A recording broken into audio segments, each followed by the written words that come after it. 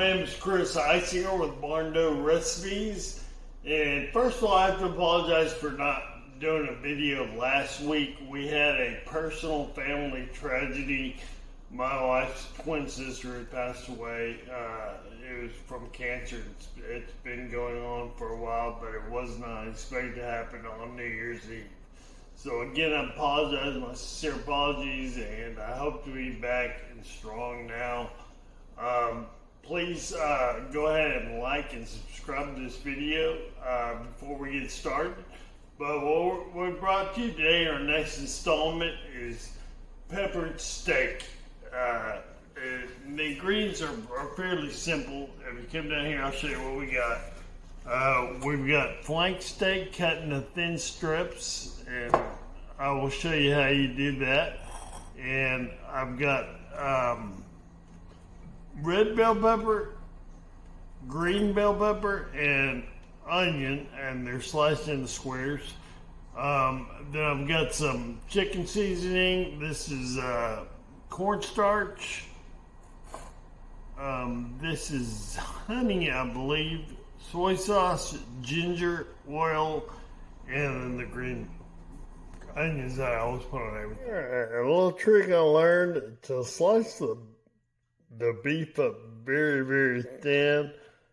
Take it and pop it into the freezer for about 30 minutes. Okay, once you pull the meat out of the freezer, you can see how the grains on this flank steak run this way. You see the grains already this way. So we want to cut against the grain to give it as tender a piece as you can make it. You can see how fine these pieces are staying together. And I must say, I really like this new knife I purchased. I think it was $19 on Amazon. I'll try and leave a link for you in the descriptions. But it is a super sharp knife, and it is very, very nice to work with. It's very safe. The sharper the knife is, the safer they are to work with. You would think it'd be the opposite, but you know exactly what the knife's going to do. It never slips or does anything funky with it. So, but I'll leave a description for you, but continue doing this until they're all nice and finely chopped up. Alright, we're going to start by cutting our vegetable up. We're going to cut our bell peppers up. We kind of like to keep them in a square. I'll kind of show you what I'm talking about here when I get to it.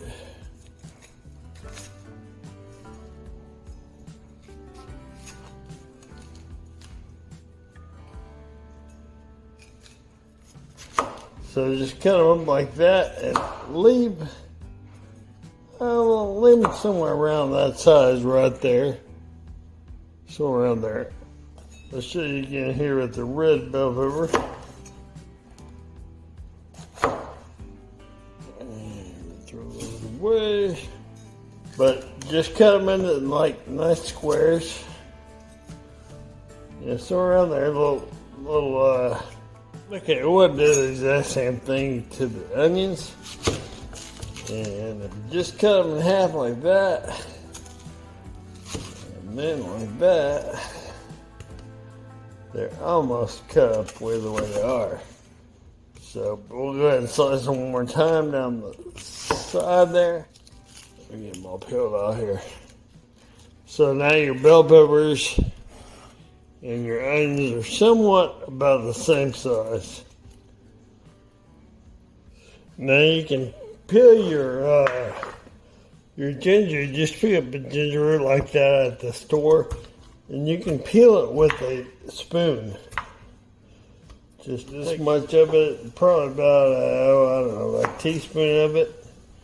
And I've just recently picked up this knife at Amazon. It was under $20.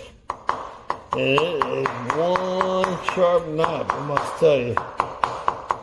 And I never have been able to mince up anything nice even close to what this is doing without it flying all over the kitchen. So definitely you need a very sharp knife to be able to do this. So, but anyways, once you got that all minced up,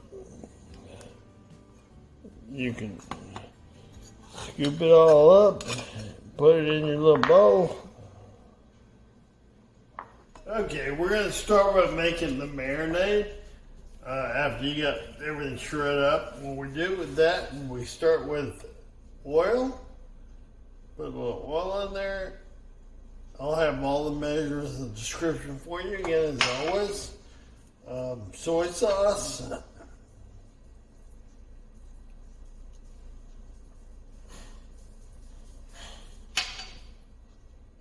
Minced ginger.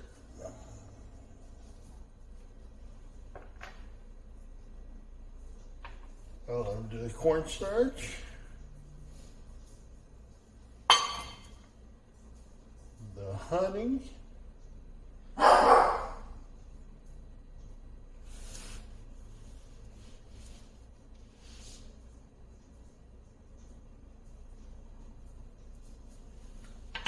And along with the chicken seasoning, this is optional. You can use it or not use it. It doesn't really matter.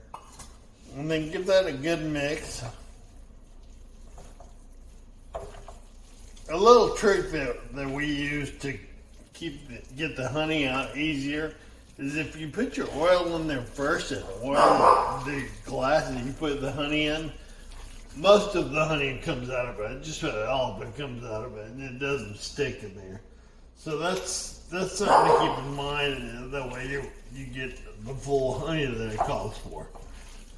So after you got it mixed real nicely, we're going to go ahead and put this in the refrigerator for 30 minutes, and I'll get back in. Okay, while we're waiting for the beef to marinate, it's going to marinate for about 30 minutes. While it's doing that, we can go ahead and make the slurry, which will be the sauce inside the beverage steak dish. We start off that with our cornstarch. And again, I'll have exact measurements for you in the description.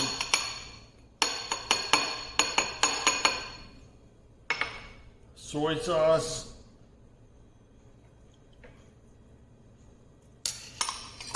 And a little bit of pepper, and pepper is to taste. But however it is, peppered steak, so I use a lot. And we get ourselves a whisk. And just go ahead and whisk that up nicely.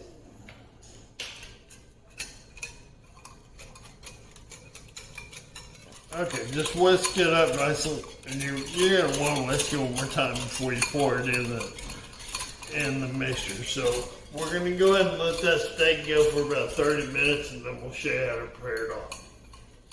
We're gonna start off by heating up our pan, and what you do is just let it get as hot as it gets. You'll start to see a little bit of smoke here, and that's when you need to add your oil. Once it starts, you see the little whispers of smoke, go ahead and add your oil. And then go ahead and add your meat, and do this in stages. You don't want to overcrowd it where it doesn't all get nice and brown. You'll have to be done in batches. Okay, and do these in batches over high heat. You want to get a nice char to the meat, and you can also use a normal pan. It does not have to be a wok. If you don't have one, it's no big deal. I just happen to have a wok, that's why I'm using it.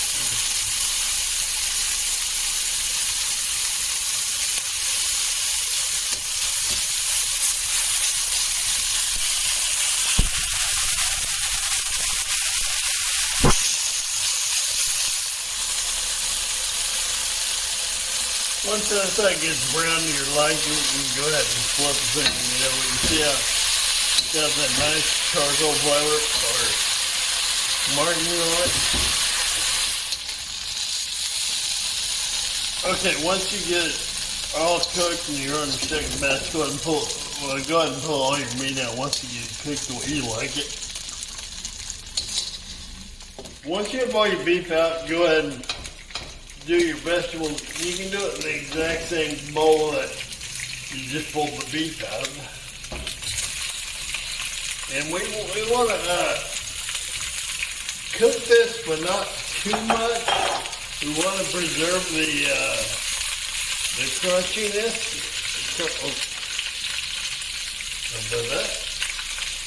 We want to keep it a little bit somewhat crunchy. So we'll let that go out. Add a little pepper to this.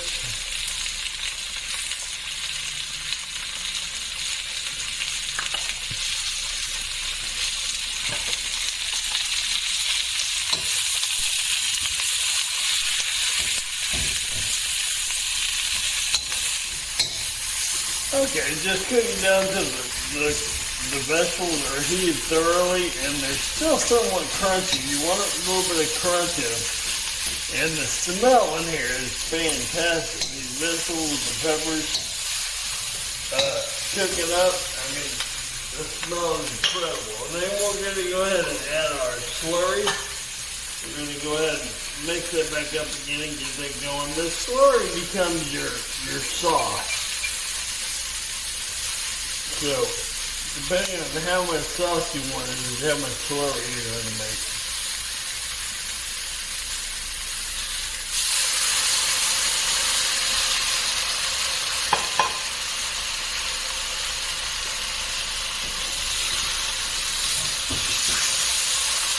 Oh my God, the smells are incredible in there. And this dish is meant to be a fun, easy dish that's absolutely delicious as well. So I hope you guys do try this. I think you'll be thoroughly impressed with it. I know my family enjoys the heck out of it, so.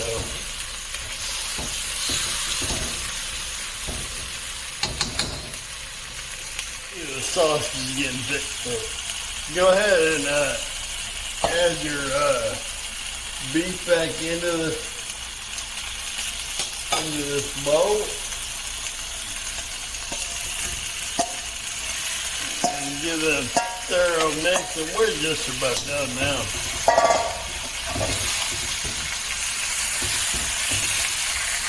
But again, this is a fun, easy cooking, and if you do meet supplies, which is prepare everything beforehand, it's just a matter of tossing your food ingredients into your dish.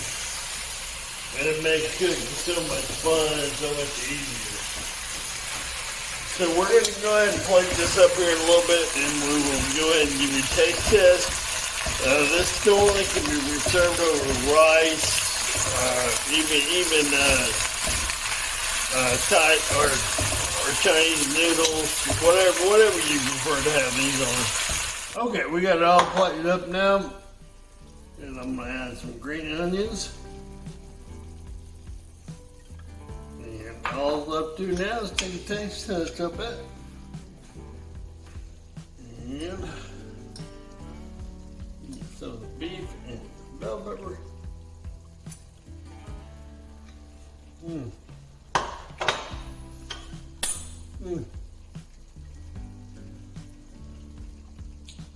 Absolutely amazing dish.